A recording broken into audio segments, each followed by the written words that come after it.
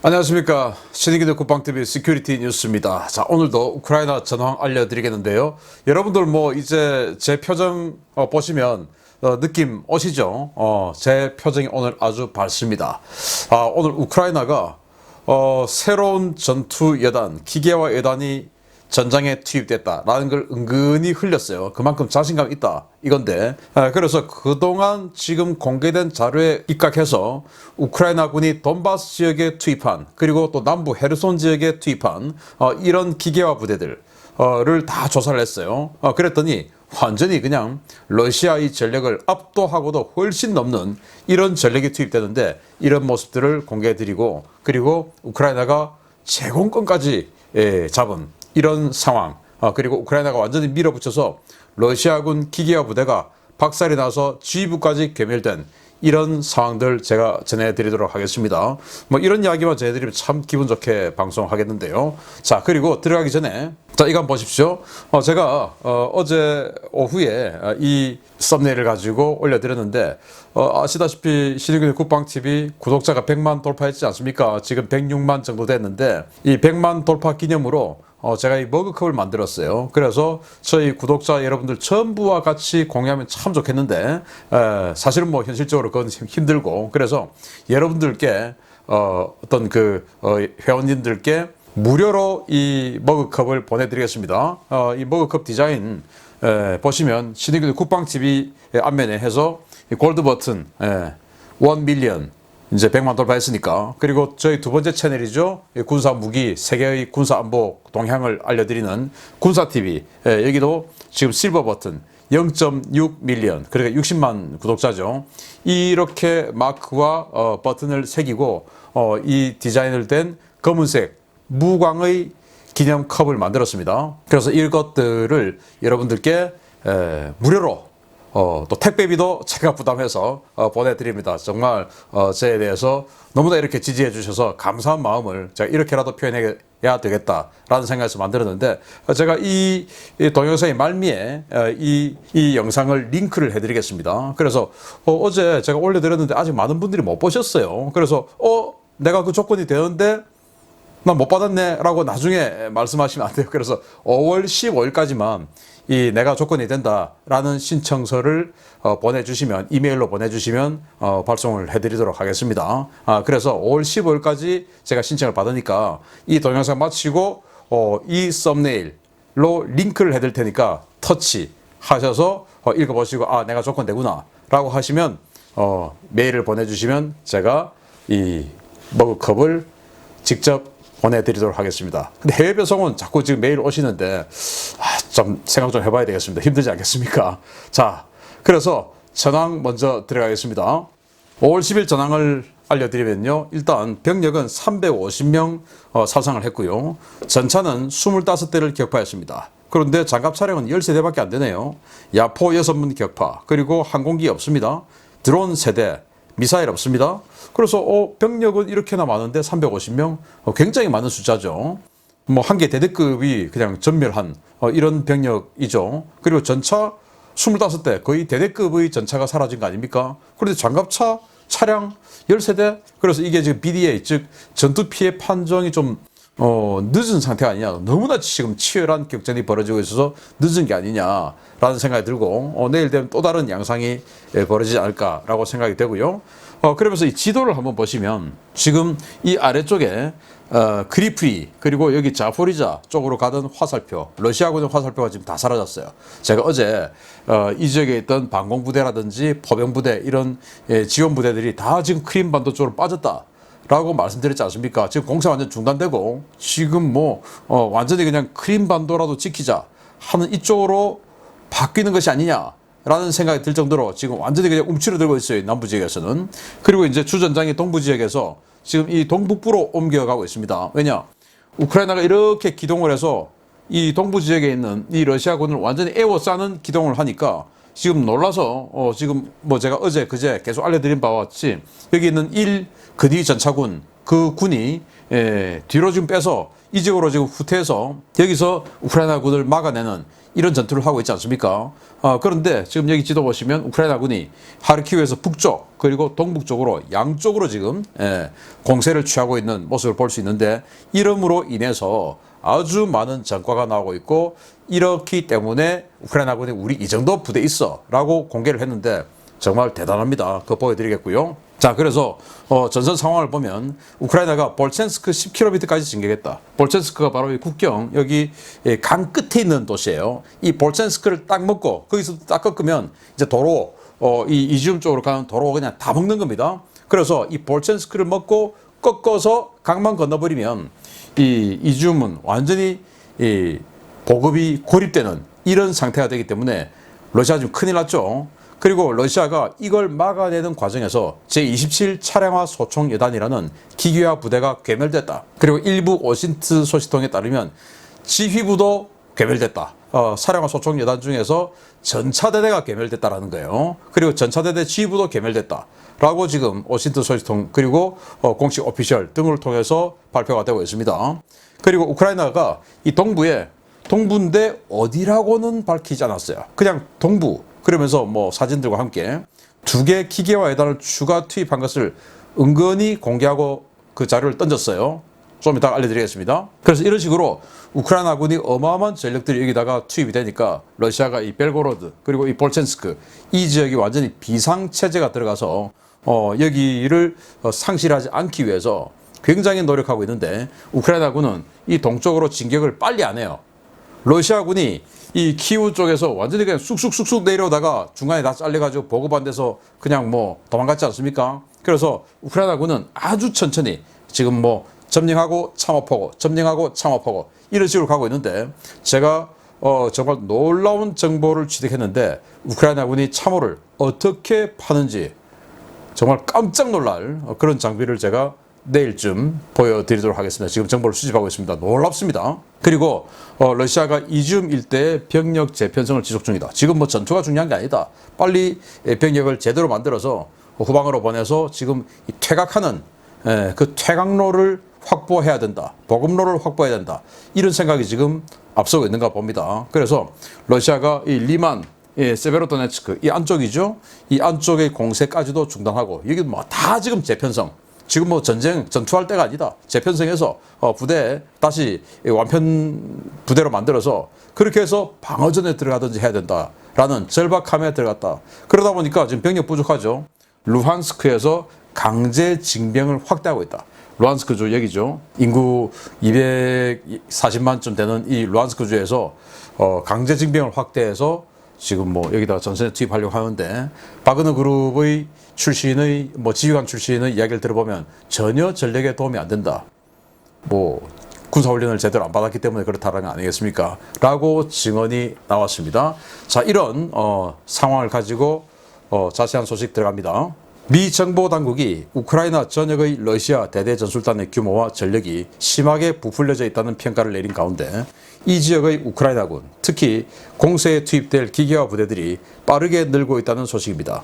그동안 전혀 식별되지 않았던 2개 기계화 예단이 전장에 나타났습니다. 동부 전선에서의 전면 공세 작전을 선언한 우크라이나군이 신규 투입된 2개 기계화 예단의 첫 전과를 공개하며 이들 전력의 본격적인 작전 운영이 시작되었다고 우크라이나군 동부작전 사령부가 현지 시각 5월 10일 밝혔습니다. 동부작전 사령부는 동부전선 모체에서 촬영된 드론 촬영 영상 2개를 공개했는데요. 포병 사격으로 러시아군 집결지를 맹폭하고 있는 이 영상들은 제14 독립기계화 예단과 제63 기계화 예단이 촬영해 보고한 것이라고 우크라이나군 측은 밝혔습니다. 서부작전사령부 예하 부대인 제14 기계화 예단은 이번 전쟁 초기 키우 서부 지역에서의 전략 예비 임무를 수행하며 온전히 그 전력을 보존하고 있었는데요. 예하에 3개 기계화 대대와 1개 전차 대대 등 총 4개 대대를 보유하고 포병단, 방공, 공병, 정비, 병참대대와 전자전 부대까지 갖춘 강력한 전력을 보유하고 있습니다. 예비군 부대로 간편 운영되다가 이번 전쟁 중에 증편된 제63 기계화 예단 역시 약 2달간의 부대 증편과 교육훈련, 전술훈련 등을 마치고 서부에서 동부로 이동해 왔는데요. 현역 예단과 마찬가지로 3개 기계화 대대와 1개 전차대대, 각종 지원대를 보유하고 있어서 사실상 사단급 부대에 준하는 수준의 전력을 보유한 것으로 평가되고 있습니다. 이들 전력의 합류로 이제 동부전선의 우크라이나군은 공식 확인된 부대만 전차예단 3개, 기계화예단 8개 등 11개 예단급 기동부대로 갖추게 됐는데요. 이를 대대급 부대로 나누어 계산할 경우에 최소 30개 이상을 투입할 것이어서 이미 전열이 무너진 러시아군을 압도하는 규모를 확보하게 되었습니다. 자, 놀랍습니다. 자, 이렇게 해서 지금 뭐 14여단 그리고 63여단 이 2개 기계화 예단이 이런 전과를 올렸어 라고 하는 동영상을 공개를 했는데 그 동영상 일부를 캡처한 사진이에요. 보시게 되면 지금 뭔가 뭐 진지 같은 데를 이렇게 폭발이 되죠. 이게 우크라이나군 제14 기계화 예단이 러시아군 전차 부대 집결지에다가 지금 포격을 가하고 있다라는 거예요. 그 14 기계화 예단의 포병대가 여기다가 쏘고 있다라는 건데 여기 지금 뭔가 동글동글한 게 보이시죠? 이게 지금 러시아군 전차 부대의 전차호예요, 호. 그래서 뭐 전차가 그냥 아무렇게나 주차장에 서 있듯이 이렇게 서 있으면 안 되겠죠. 뭐 그냥 포병에 걸리면 다 가는 거니까 호를 파고 그 호에 들어가서 쉬고 있는 상황에서 그 진지를 지금 이렇게 포병들이 때리고 있는데 14 기계화 예단이다. 그래서 우크라이나 총참모부가 그동안 부대 단대호는 잘 공개를 안 했습니다. 그런데 어느 시점부터 부대 단대호를 공개하기 시작했습니다. 그게 뭐냐? 자신 있다 이거죠. 그래서 최초에 오신트 소식통들이 부대 단대호를 가지고 나 여기서 63여단 봤어, 나 여기서 뭐 93여단 봤어, 이제 이렇게 올리니까 어느 시점 바로 전쟁 뭐 한 보름 정도 됐을 때죠. 이 전쟁의 승리를 위해서 우리 우크라이나군의 부대 단대호는 밝히지 말아달라라고 총참모부가 공지를 했었어요. 그래서 그 다음부터는 부대 단대호가 거의 안 나왔었습니다. 이 오신트 소식통들 시민들이니까 이겼으면 좋겠죠. 그러니까 뭐 내가 어디서 뭔가를 봤어 라는 이야기를 SNS에 올리긴 하더라도 우크라이나가 이기기를 바라는 차원에서 총참모부가 부탁한 대로 부대 단대호는 거의 밝히지 않았어요. 그런데 최근에 총참모부가 부대 단대호를 일부러 밝히고 있습니다. 그 말은 이제 우리 자신 있다 이거죠. 자, 이렇게 해서 14 기계화 예단이 모체에서 러시아군 전차 부대 집결지를 때리고 있는 모습 보여주면서 또 하나 더 했습니다. 이건 63 기계화 예단이 또 러시아군의 집결지 막사를 때리고 있는 그 영상을 또 공개를 했습니다. 자, 이렇게 해서 63여단 같은 경우는 예비군으로 만든 부대예요. 그래서 조그만 이 부대를 더욱더 크게 확대를 해서 이렇게 지금 이제 아주 쌩쌩하죠. 그동안 2달 동안 완전히 손발 맞추는 전술훈련하고 이제 투입했다. 근데 2개 다 서부에서 왔어요. 서부. 이 키우보다 더 서부 지역에서 이 동부까지 와서 전투를 하면 이제 뭐 서부 지역에서 어마어마하게 편성을 했지 않습니까? 그것들이 지금 다 이제 동부 지역으로 들어오고 있는 상황이다라는 것을 우크라이나 총참모부가 은연중에 자신감 있게 공개를 하는 것이죠. 그러면서 저희들이 조사를 해봤습니다. 동부 전선에 도대체 확인된 것만 어떤 부대들이 있냐? 이 중에서 뭐 보병여단, 산악여단, 공수여단, 공중강습여단, 영토방위부대 여단 뭐 이런 것들은 또 경보병여단, 특수작전여단 이런 것들 다 제외하고 오직 기계화 부대, 전차부대 이런 것들만 세봤더니 물론 저희들 이 오신트 소식통의 시각에 안 들어온 부대들 아직도 있을 수 있겠죠. 그러나 일단 우크라이나군 총참모부가 오신트 말고 진짜로 오피셜로 한 번이라도 밝힌 부대들을 추려봤더니 이렇게 해요. 동부전선, 즉 도네츠크, 루한스크 그리고 하르키우 쪽 이 지역에서만 우크라이나군의 기계화 부대가 무려 11개입니다. 전차여단이 제3전차여단, 4전차여단, 제17전차여단 이렇게 3개가 있고요. 기계화 부대가 제24 기계화여단, 30 기계화여단, 54, 72, 92, 93, 14, 63 기계화여단 이렇게 8개 기계화여단 해서 총 11개 기계화 부대가 이게 식별됐는데 제가 참고로 전차여단, 기계화여단, 차량화여단 차이가 뭐냐? 전차여단은 전차대대가 장갑차 대대보다 더 많은 편제를 가진 부대를 전차예단이라고 합니다. 그래서 예를 들어서 여기 제3, 제4 전차예단 이 2개 예단은 전차대대만 3개가 있어요. 그리고 나머지는 포병 뭐 이런 지원부대 이런 것들이고 제17 전차예단은 전차대대 3개에다가 장갑차 대대 1개 그리고 이제 포병 뭐 이런 지원부대가 있고 이제 이런 거예요. 여기서는 17부 여단이 제일 크죠. 그리고 기계화 여단이라고 이름을 붙이면 이거는 전차대대 하나에 장갑차 대대가 한 3개에서 4개 이렇게 되는 것을 기계화 여단이라고 합니다. 그런데 또 그러면 차량화 여단은 또 뭐냐? 또 차량화 소총 여단 뭐냐? 뭐 같은 말입니다. 차량화가 붙으면 전차대대 하나에다가 장갑차는 장갑차인데 이 궤도식 장갑차가 아니고 차륜형, 즉 바퀴가 달린 장갑차 있지 않습니까? 러시아제 같으면 뭐 BTR 80, BTR 90 이런 것들 바퀴가 달린 장갑차, 우리 한국군으로 치면 뭐 K808 이런 거죠. 그런 장갑차로 이루어진 기계화 부대는 차량화 여단이라고 하고 여기 이 기계화 여단이라고 부르는 것은 궤도식 장갑차, 이 러시아나 우크라이나로 치면 뭐 BMP-3 뭐 이런 것들 있지 않습니까? 우리 한국군으로 치면 K21 또는 K200 이런 궤도식 장갑차로 이루어진 장갑차를 주로 운영하는 부대, 거기다가 전차대대 하나 붙인 걸 기계화 여단, 차륜형 장갑차가 주력이 되고 전차대대가 하나 붙으면 차량화 여단 이렇습니다. 자, 그래서 남부전선 헤르손 지역이죠. 여기는 28기계화, 60기계화, 53기계화가 있고 56 차량화 여단은 마리우폴 쪽에 있었는데 지금 뭐 거의 전멸한 것으로 보입니다. 그리고 후방 배치 제1전차여단 체르니우에 있었는데 저는 이게 지금 동부 지역으로 갔지 않을까라고 생각이 되는데 아직 이 1전차여단은 체르니우 전선에서 브로바리에서 뭐 완전히 개전 초기에 러시아 부대, 전차부대 박살내고 하던 바로 그 부대입니다. 근데 지금 그 이후로는 언급이 없어요. 그리고 오데사 방어 역할을 하기 위해서 제5 전차여단이 있었는데 이게 이제 헤르손 지역으로 간다라고 했는데 아직도 우크라이나 총참모부의 이 오피셜 지도에는 오데사에 있는 것으로 지금 확인이 되고 있어요. 그러나 실제로는 여기 헤르손을 갔을 수 있습니다. 자, 그리고 62기계화 여단이 키우 남서부에 있고요. 15기계화 여단이 있고 미화기는 33, 61, 62, 66기계화 여단이 예비로 지금 편성을 한 것으로 보이는데 어디 있는지는 아직 밝히지 않고 있는데 아마 지금 전선으로 다 오고 있겠죠. 그리고 차량화 여단으로 11, 57, 58, 59 차량화 여단이 또 다 편성됐는데 어디 갔는지 아직 밝히지 않고 있습니다. 이 정도로 지금 어마어마한 전력이 우크라이나군은 만들어졌고 러시아군은 계속 쪼그라들고 있는 상황인데 이거 뭐 이기겠습니까? 러시아는 못 이기겠죠. 자, 이런 상황에서 제공권이라도 잡아야 되는데 지금은 뭐 제공권 러시아 전투기 수호이 34, 수호이 35 격추됐다 이런 말도 없죠. 왜? 러시아 전투기가 작전을 못해요. 열병식에 에어쇼 하려고 하다가 그까지 지금 다 하루가 급하다고 땡겨갔던 그 러시아군의 상황, 이제 제공권 어떻게 되는지 보겠습니다. 이번 전쟁을 겪으며 러시아의 군사력은 점점 줄어들고 있지만 우크라이나의 군사력은 점점 더 강해지고 있습니다.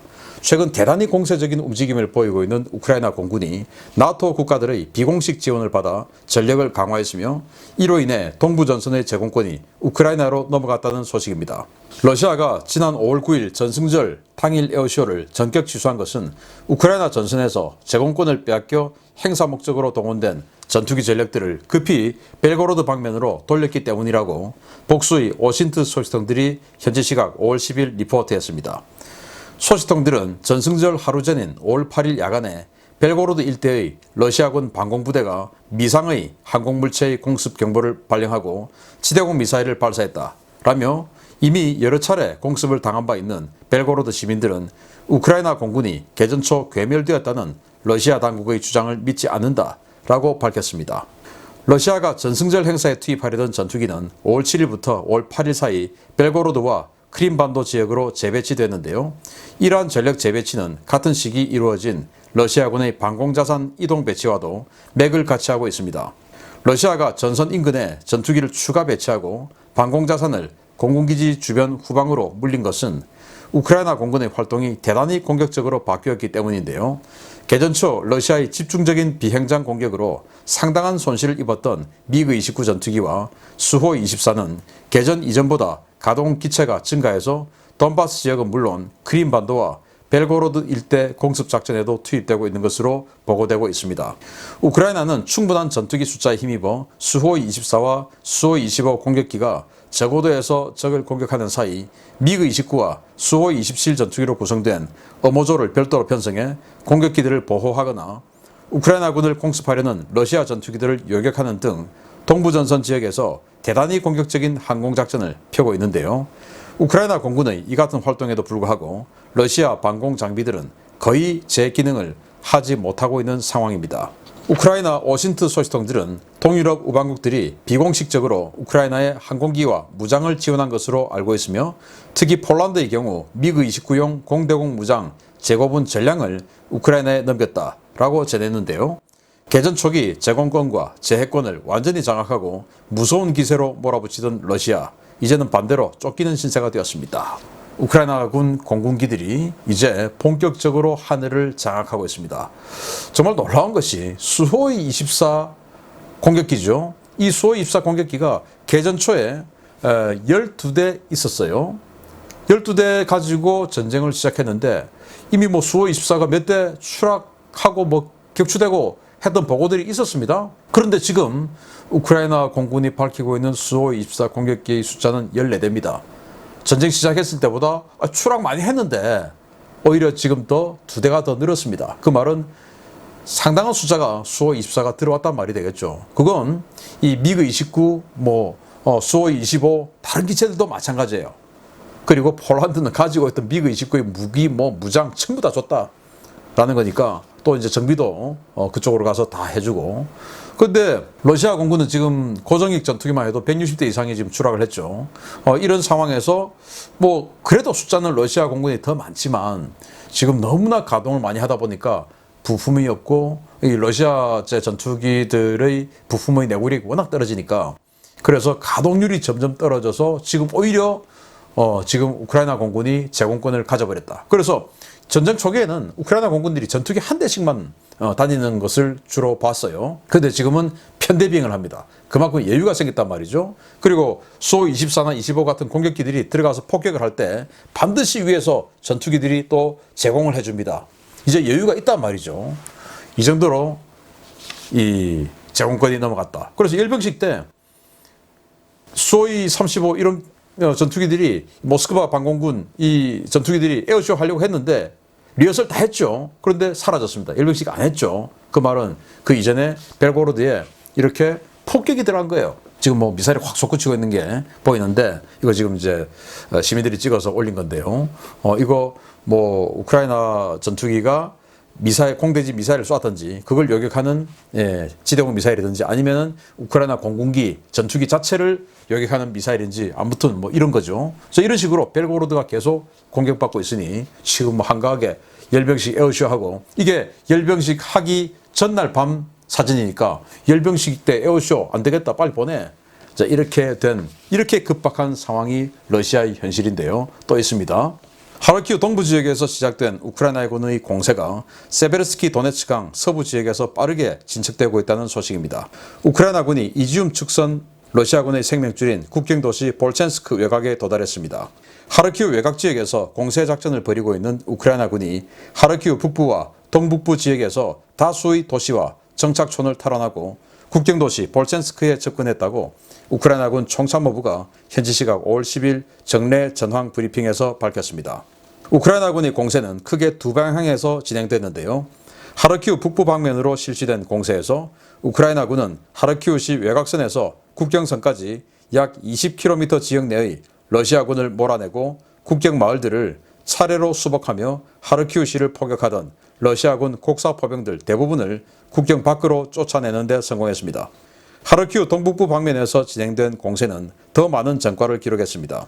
세베르스키 도네츠강 서쪽의 스타리살티브를 점령했던 우크라이나군은 이곳을 거점으로 북쪽 방향으로 공세를 가해 하루 만에 바이락, 자물리프카, 네르키니 살티브, 루비즈네 등을 잇따라 탈환하고 국경도시인 볼첸스크 외곽 10km 지점까지 진격했습니다.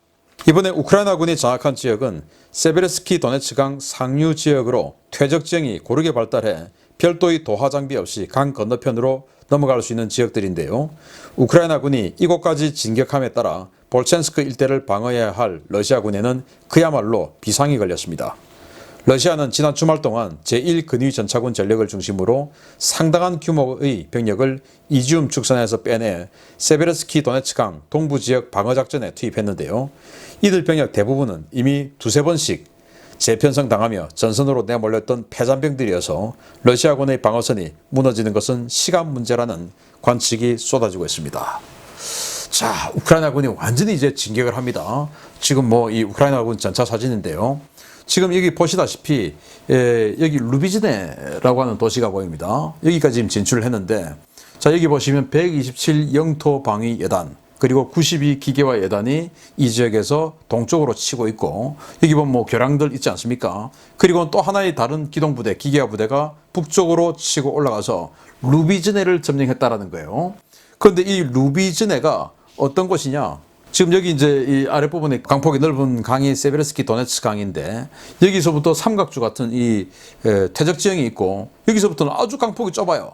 그러니까 이 루비즈네를 점령했다고 하는 것은 좁은 강폭으로 해서 그냥 바로 건너갈 수 있는, 물론 여기도 교량도 있지만 이런 조건이 형성되니까, 자, 이 지역으로 들어오면 이제부터는 루안스크 지역으로 본격적으로 들어가고, 여기가 지금 러시아가 장악하고 있는 지역인데, 이렇게 끊어버리면 이제 국경에서 들어오는 러시아군의 보급이 완전히 그냥 차단되는 일보 직전까지 간 겁니다.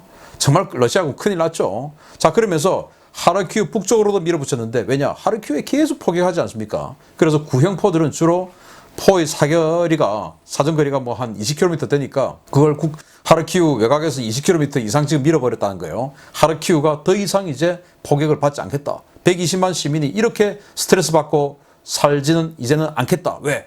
여유가 생겼으니까. 그래서 하르키우 북쪽으로 러시아군 포병들을 밀어내고, 그리고 북동쪽으로 이렇게 기동을 하면서 이 세베르스키 도네츠 강을 도하여서 이 동쪽으로 계속 진격하면 이제 이 국경 지역을 계속 감아돌면서 나가는 것이죠. 그러면서 하나하나 진지를 구축하고 여기다가 방어병력을 남겨두고 또 진격하고 또 방어병력 남겨두고, 이런 식으로 천천히 지금 가는 겁니다. 러시아군처럼 급하게 안 가요. 러시아군 처음에는 3일 만에 점령해야 돼 하는 그것 때문에 쑥 내려갔다가 다 당했죠. 그리고 두 번째는 5월 9일 전승절까지 이겨야 돼 하다가 지금 또 다 당했죠. 우크라이나군은 그런 건 안 한다. 그래서 하나하나 지금 점령해서 나가는, 또 헤르손 쪽에서는 보병부대만 있으니까 그걸 다 기계화로 교체할 때까지 기다린다 라는 그런 전술들을 보여주고 있는데, 이제 러시아군은 자신들의 장비가 계속 줄어들고 있고 우크라이나군은 계속 늘어나고 있죠. 그것도 러시아군 장비보다 훨씬 센 미국제 그리고 유럽제 장비들이 들어오고 있는데, 계속 이렇게 오늘처럼 신나는 소식을 알려드리면 좋겠습니다. 계속 알려드리겠습니다. 신의균의 국방TV 구독, 알림, 좋아요 눌러주시고, 머그컵 증정 행사 꼭 참여 한번 읽어봐 주십시오. 제가 링크하겠습니다. 마치겠습니다. 감사합니다.